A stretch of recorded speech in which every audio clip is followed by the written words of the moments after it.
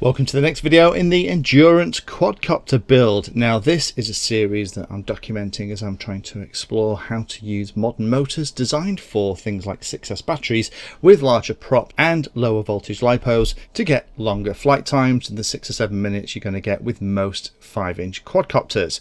Now, as I talked about in the last video, there have been a couple of quadcopters that are starting to buck the trend, and I'm very excited to see that. The last one that I personally looked at was the Diatone GT-M515, a little microlight weighted 5-inch quad, weighed under 250 grams with a little 550 4S battery, but could easily get over 15 minutes out of a 1300 pack.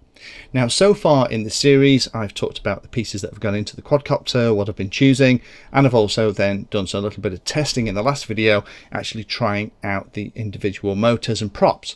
And I got some really interesting results, which does mean I think that we're probably not pushing the envelope at all with this particular frame, but I'm interested with what we've got here and the results that we've got to see whether or not they actually translate into real world flying. Because if they do, then other motor and prop combos that I get in over the next couple of months, I can stick on that same rig and we can look at a really good set of motors and props that will run on 3S and 4S batteries and work with things like 8 and 10-inch props. I'll put links in the description to all the stuff that I'm using, but in this video it's really going to be a very quick overview of how I built this thing. I'm not going to go into massive depth, but I'll talk about what's in it. If you want to look at how these quadcopters are built, I've built a very similar quadcopter using almost identical frame. This is the Flinoceros Ether frame. I've used a 6-inch version before in one of my builds, and this is the 8-inch arm version, which is as big as you can currently get. Although I'm kind of hoping that we get 10-inch versions as well. Then, quick flying test. Let's put a battery on this thing and figure out whether all the things that we calculated in the last video hold true in real life, and then talk about some conclusions at the end. So here's the model just laid out before I start putting everything in. I've made some custom 3D printed spaces here. At the bottom we've got the 4-in-1 ESC, we've got the Radix flight controller above that. Above that is one of the new Atlatl version 2 video transmitters, and then on top of that we've got an FrSky receiver. Now, I've had a couple of questions from people already on the series saying, well, hang on a minute, why aren't you using things like TBS Crossfire and stuff like that? This video is not about long-range flying. If you want to know about long-range flying, then check out the TBS Crossfire video series. We talk not only about the Crossfire and what it is and how you set it up, but also how you fly farther with FPV in conjunction with the Crossfire system as well. This is really focused on just flying for a longer amount of time. So I am not going to be flying further away than I'm legally allowed to. It just means I can fly for a lot longer inside that legal limit. Now, originally I wanted to put this camera in here. This is the Swift 3 that I looked at in a recent video. The idea is with these Swift 3 cameras from Runcam, you can control them using a spare UART on the flight controller. But as you'll see very shortly, I haven't got a spare UART, so I've had to swap it out for an Eagle micro camera, which is a fabulous camera actually. So I'm going to probably get a brilliant view flying around in this, probably better than I was expecting. So now I know that all these components can fit in here. I've got all my spacings and I've 3D printed the custom mount for the FrSky receiver on the top of the stack. It's available on Thingiverse if you're interested. It's time to start soldering everything up. I am going to solder little leads onto the power distribution board. A couple of reasons for that. The leads on the Emax motors don't fit all the way onto the flight controller, and also I'm tempted to keep this rig as my endurance test rig, so when we get in other motors and props in the future and want to try them out, I can swap them without having to take everything apart and start having to desolder things from the power distribution board. So I'm gonna put in some little pigtails onto these PDB pads and then solder them out on the arms. It's not quite as neat, but it's going to make swapping things an awful lot faster later on. So now I've taken everything off the chassis, this is where we're going to start. This is the power distribution board, and the first thing we're going to do is start putting blobs of solder everywhere where we want to solder things onto. So everything is tinned, and then it's just a case of starting to put these extension leads in. I'm using the same gauge wire as is on the Emax motors, 20 American wire gauge, and there they all are put in place. Next job is to put the power lead on. Tin the ends of that, pop that on too. Going to have it coming out the side, it can't come out the back in this particular frame. and also popped a little capacitor on the other side on those two connections just to help with any voltage spikes and make sure everything is super duper clean, because I am going to have to run the power for the video transmitter direct from the terminals here at the back. So I want to make sure that any nastiness coming in and flying around the main power system is filtered out a little bit for the video transmitter.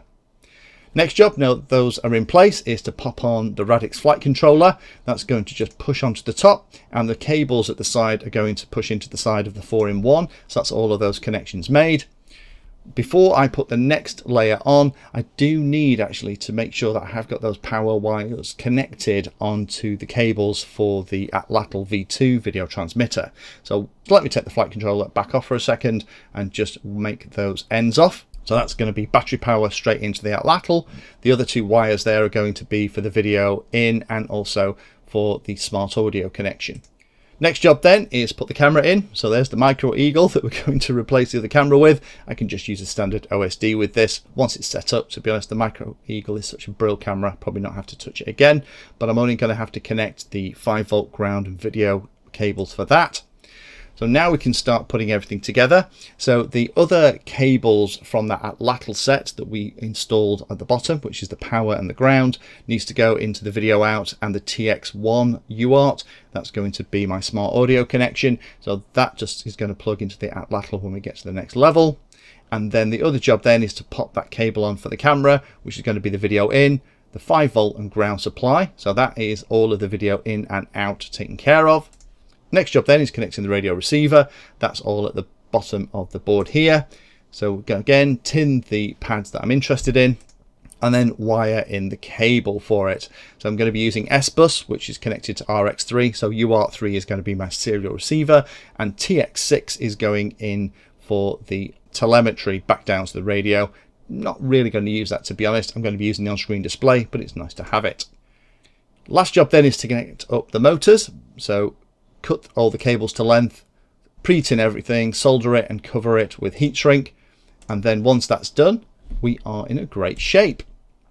I've balanced the 7-inch props, gone through the standard Betaflight setup. If you want to see how I do the setup for Betaflight, there's a video here, I'll put a link in the description. And then the last job is a very quick test out in the back garden, making sure that I haven't made any mistakes and that it's flying. And the good news is it's hovering great. So now we've got that done, charge the 3700 3S battery, let's go down to the field and fly it around and see how long we can get out of it. The challenge with testing this quadcopter at the moment is that all of the normal fields that I go to are getting very busy. The children have now broken up for the summer holidays and lots of parents have taken time off to be with their darling children as well. So it means that there's lots of people walking dogs, walking through the areas. So I'm having to be super vigilant. So the flight footage here is of me flying line of sight, and it's one of the examples. I'll put the FPV footage in. I have my goggles on the bag by the side of me on the floor, just recording the FPV footage just so you had an idea of what the camera looked like, and also to see that beautiful Brain FPV vector based on-screen display. For those of you that are Brain FPV pilots already, you'll know how fab that is, but if you're used to the rather old school Betaflight style character based on-screen display, this one is really pretty, and the fact it's got things like a decent altimeter and stuff on it as well is great, particularly with the new laws coming in here in the UK where we have a maximum height. Now I could let this video of me flying around carry on for ages and ages and ages, but there's absolutely no point, because the whole point of this thing is it flies for yonks, and I'm flying it around as I would fly it if I was exploring with a craft. So I'm not doing flips and rolls, I'm not doing any aerobatics, I'm not doing hard 3D maneuvers. I'm flying around as though I'm looking at the countryside. So the hover point here is about 25% throttle, so we have much more power on tap. So if you really want to, you can open it up and go at ludicrous speed, but you don't need that for this kind of flying. The whole idea with this setup is the hover point with these motors and props is going to be sipping the power. If you recall, we estimated it was going to be pulling about 2.2 amps each of the motors to maintain this kind of flying. Now, one of the things that has impressed me is how smooth it is. Now, Betaflight and the PID controllers in Betaflight are more designed around racing and 5-inch props. So the fact that we are using these lower kV motors on just a 3S battery here with 7-inch props doesn't seem to be giving it too much problem at all. I think I can hear potentially a little bit of resonance in the frame now and again, and that might be something that I have to check out. It could just be the lead on the battery kind of vibrating against one of the arms, but it's something I'll keep an eye on as I continue to fly with this craft. So enough of all this, you actually want to know, so how long did it fly for? Well, we estimated that it would be just under 20 minutes. This particular flight, by the time I'd finished it, I only managed 7 minutes and 9 seconds before the next dog walker walked into the park. So, checking the battery back at base, this particular battery that lasted 7 minutes and 9 seconds had 76% in it. Now what that actually means, every minute of flight time out of this 3700 mAh pack is taking out 3.357% of the battery capacity. Now we only have 80% of the battery capacity to play with, so if we divide 80 by the 3.357%, that'll tell us how many minutes this thing will stay in the air, and it works out at 23.8 minutes. Fabulous. Now, have I been flying it to 23.8 minutes? No, I don't want to be that hard on my battery, but I am getting over 20 minutes, and that's where I set the timer. So a couple of conclusions then from this testing so far. The setup is not bad for 7-inch props, but nowhere near the best we can get. We have miles more power on the model that we need, and unfortunately we can't get full 10-inch props. We can't even get 9-inch props on this little fella because of the layout of the frame. It's fine in one direction, but not in the other. So there is an option to increase the prop size, but I can't do it with these motors. Using a lower kV motor with a larger prop is going to give me the best possible efficiency. So I probably need something around the 950 mark, the 1000 kV mark. Prop selection with that lower kV is going to be really important, and I think it's something we should continue to look at here as part of this series. So if you remember back when we were building 450, 440 flame wheels, if those of you remember that, back to that, we were using things like 2212 920 kV motors spinning 10 by 5-inch props.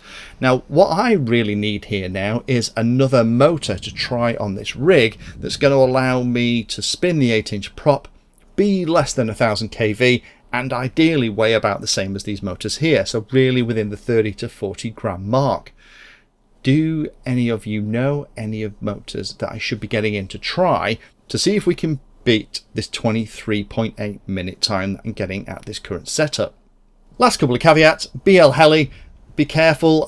BL Heli, again, just like Betaflight, is really designed for very fast kV motors. As you get to really low kV motors, you have to be careful about the motor timing. In fact, I was doing that with one of my buddies the other day. We were putting together a really big quadcopter, and we were having to really turn down the motor timing from its default position to about 4 or 5, I think it was, in order for the motors to not desync. So as you get to lower kVs, we might have to explore some of the BL Heli settings as well. And if I had a 10-inch capable quadcopter, that would be a really cool thing. We could really push the envelope with this.